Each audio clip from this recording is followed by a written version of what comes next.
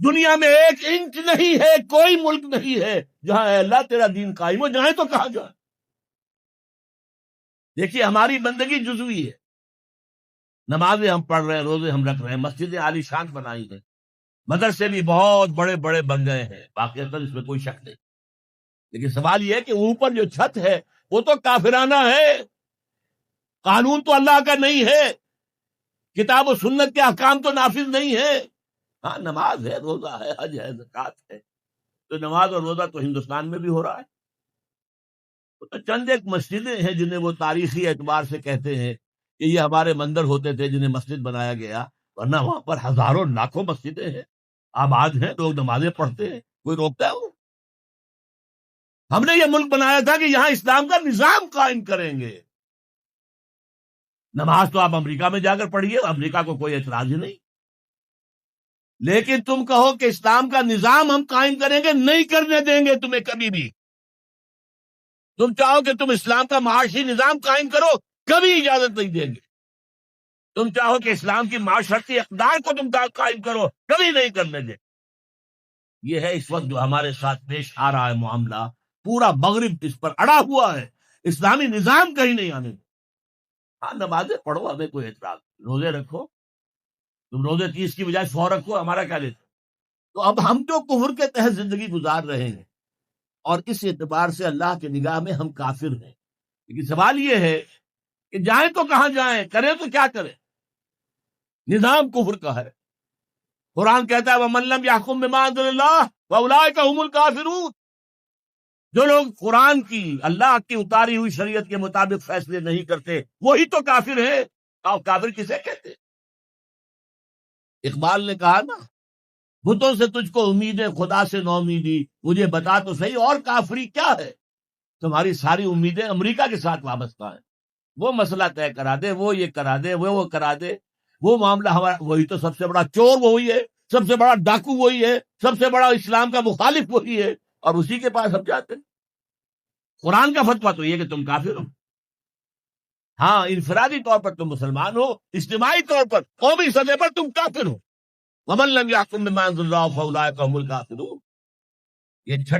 یہ 7واں رکوع ہے سورہ مائدہ، اور پھر فرمایا وَمَن لَّمْ يَحْكُم بِمَا أَنزَلَ اللَّهُ فَأُولَٰئِكَ هُمُ الظَّالِمُونَ۔ جو اللہ کے اتارے ہوئے قانون کے مطابق فیصلے نہیں کرتے وہی تو مشرک ہے۔ اللہ کے حکم کو چھوڑ کے کسی اور کے حکم پر فیصلہ کر رہے ہو، اس سے بڑا شرک کیا ہوگا؟ اور تیسری مرتبہ فرمایا وَمَن لَّمْ يَحْكُم بِمَا أَنزَلَ اللَّهُ فَأُولَٰئِكَ هُمُ الْفَاسِقُونَ۔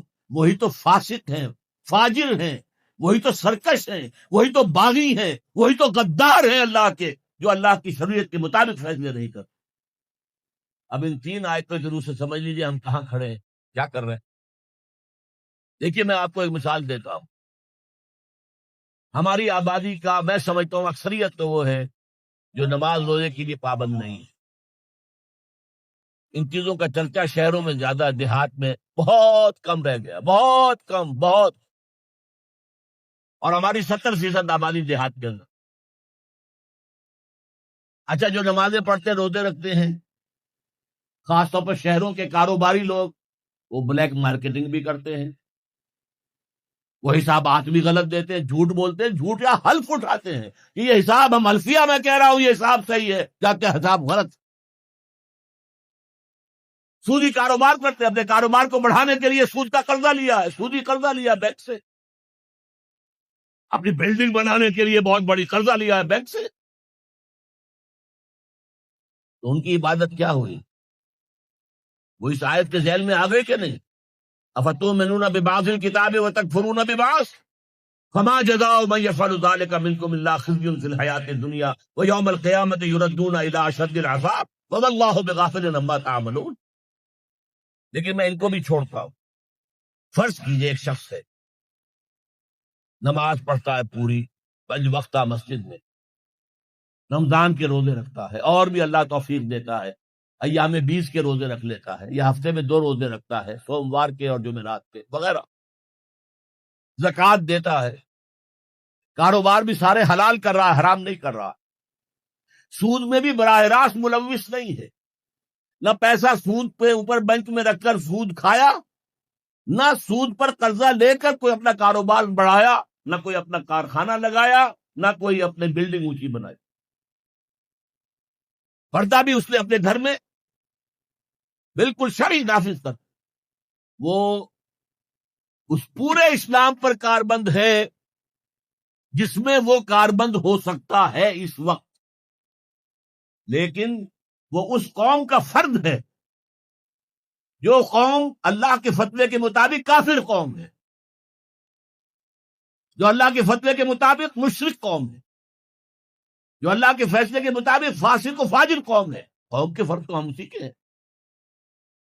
چور کا ہاتھ تو نہیں کاٹا جا رہا، ڈاکوؤں کو وہ سزا تو نہیں جا رہی سورہ مائدہ میں جو آئی ہے، ان کے ہاتھ اور پاؤں مقابل سم سے کاٹ دیے جائیں، یا یہ کہ انہیں ملک سے باہر دفع کر دیا جائے، قتلوا تقتیلا، ان کے ٹکڑے کر دیے جائیں. ڈاکوؤں کو کوئی سزا ملتی ہے ایسے؟ لیکن اصل میں جو لوگ شور مچا رہے ہیں وہ ہیں جو کہتے ہیں کہ یہ اسلامی سزائیں وحشیانہ ہیں. بے نظیر بھٹو کا کہنا ہے یہ وحشیانہ سزائیں ہیں، اللہ کی دی ہوئی سزائیں وحشیانہ ہیں. معاذ اللہ ثم معاذ اللہ ثم معاذ اللہ کلمہ کفر ہے. اب اس کا کیا علاج ہے ہمارے پاس؟ کیا کریں؟ میری بات کو توجہ سے سنیے. اس نظام باطل کو ذہناً تسلیم مت کرو، اس نظام باطل کی خدمت مت کرو. Don't reconcile with it, don't serve it, don't support it. اس نظام کے تحت پھلنے پھولنے دولت مند بننے کی کوشش مت کرو، بلکہ اپنی زندگی کو سکیڑو، اپنی ضروریات کو کم کرو، اپنے آپ کو ذرا آزاد کرو، اپنا وقت، تاکہ اس وقت کو تم لگا دو اس نظام کے خلاف جد و جہد میں. ایک ایسی جد و جہد، ایک ایسی کوشش کہ اس نظام باطل کو جڑ سے اکھیڑ کر پھینکنا ہے اور اس کی جگہ نظام حق، دین حق نافذ کرتا ہے. یہ جد و جہد اگر کرو گے، تن من دھن لگاؤ گے، تو یہ کفارہ ہو جائے گا کہ تم کافرانہ ملک میں رہ رہے تھے، جس کا نظام کافرانہ تھا. تم چاہے اپنے آپ کو مسلمان سمجھتے تھے، لیکن نظام کافرانہ تھا جس کے تحت تم زندگی گزار رہے. ہاں اگر یہ کرو، اے اللہ میں نے اس نظام کو ذہناً تسلیم نہیں کیا، اے اللہ میں نے اس کی خدمت نہیں کی، میں نے اسے سپورٹ نہیں کیا، اے اللہ میں نے اس کے درمیان اس کے نیچے رہتے ہوئے عیش کرنے کی کوشش نہیں کی، اے اللہ بلکہ میں نے کم سے کم اپنی ضروریات کر کے وقت نکالا اور اس کے خلاف جد و جہد کی،